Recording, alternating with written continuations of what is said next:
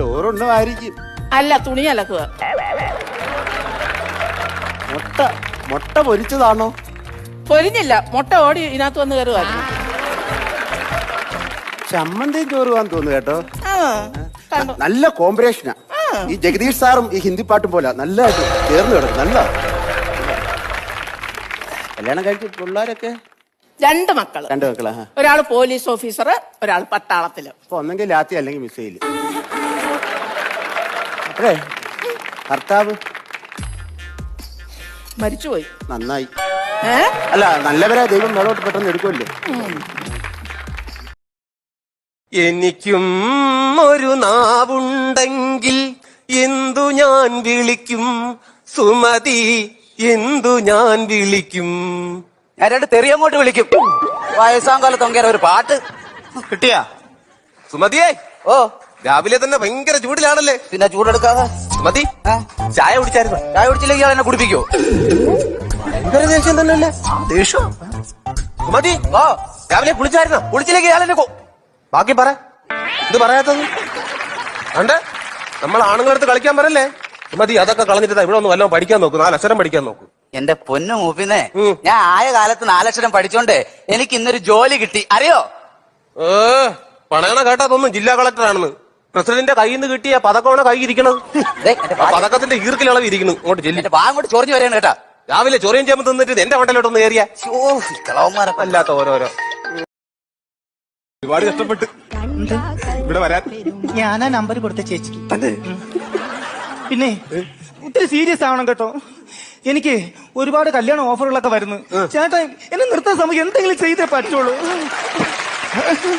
നീ പറയും പോലെ അങ്ങ് വിളിച്ചിറങ്ങിക്കൊണ്ട് പോകാൻ പറ്റുമോ? പിന്നെ നീ ഇപ്പൊ 10ാം ക്ലാസ് കഴിഞ്ഞിരിക്കുന്ന ഒരു പെണ്ണാണ്. നിന്നെ വിളിച്ചിട്ടുണ്ടെങ്കിൽ പോയി ഞാൻ ഭയങ്കര കേസാവും. പോസ്കോ ചുമത്തും എന്റെ തലയിൽ.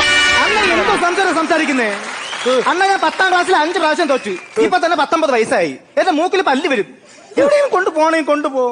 പറ, എന്തെങ്കിലും പറ.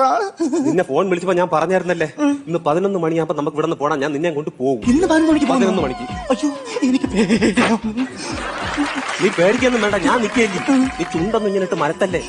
നീ സമാധാനപ്പെട്ട് ഞാൻ റെഡിയാക്കാം. 11 മണിയാകുമ്പോ ഞാൻ കാറും കൊണ്ട് വെളിയിൽ വരും. രാത്രി 11 മണിക്ക്. ഞാൻ എങ്ങനെ അറിയാം ചേട്ടൻ വരുമ്പോഴത്തേക്ക്? ഞാൻ അവിടെ വന്നിട്ട് ഒരു പൂച്ചേരെ ശബ്ദം ഉണ്ടാക്കും. എങ്ങനെ? അപ്പൊ ഞാനും നീയും തിരിച്ചു. 11 മണി സമയമാണ്. കണ്ടം പൂച്ചകളും കുന്നം പൂച്ചകളൊക്കെ വേറെ വിളിക്കും. കേട്ടാ ഇറങ്ങി പോകരുത് കേട്ടാ. എന്റെ കൂടെ വരണം. ഓക്കെ ആണല്ലേ? അത്രയും മതി എനിക്ക്.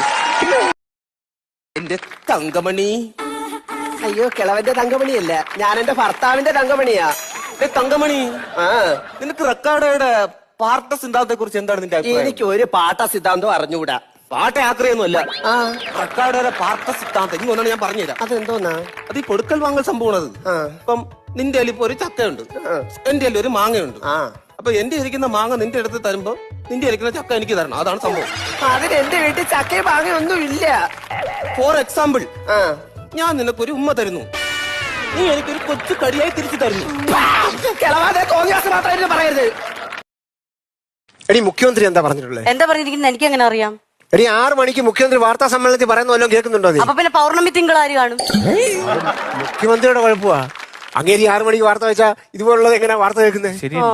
എന്നാ പിന്നെ രാത്രി ഒരു 3 മണിക്ക് വാർത്ത വെച്ചാലോ? അപ്പൊ നമുക്ക് ഉറങ്ങണ്ടേ? അപ്പോഴും അങ്ങേരുടെ കുഴപ്പമാണ്. ഇനി മുഖ്യമന്ത്രി പറഞ്ഞ ഓർമ്മയുണ്ടോ? എന്ത്? കൃഷിയെ പ്രോത്സാഹിപ്പിക്കാൻ വേണ്ടി ഓരോ വീടിനും 5 പോത്തിനെ വെച്ചെങ്കിലും വളർത്തണമെന്ന്. അങ്ങനെയാണെങ്കിൽ നമുക്ക് ഇനി 3 എണ്ണം വാങ്ങിച്ചാൽ മതിയല്ലോ. അല്ല, 2 എണ്ണം ഇവിടെ തന്നെ ഉണ്ടല്ലോ. അല്ലടി, 2 പോത്തിനെ വാങ്ങിച്ചാൽ മതി. 3 എണ്ണം ഉണ്ടല്ലോ. ഓ, അപ്പൊ ഞാൻ പോത്താണല്ലേ? തുടങ്ങി.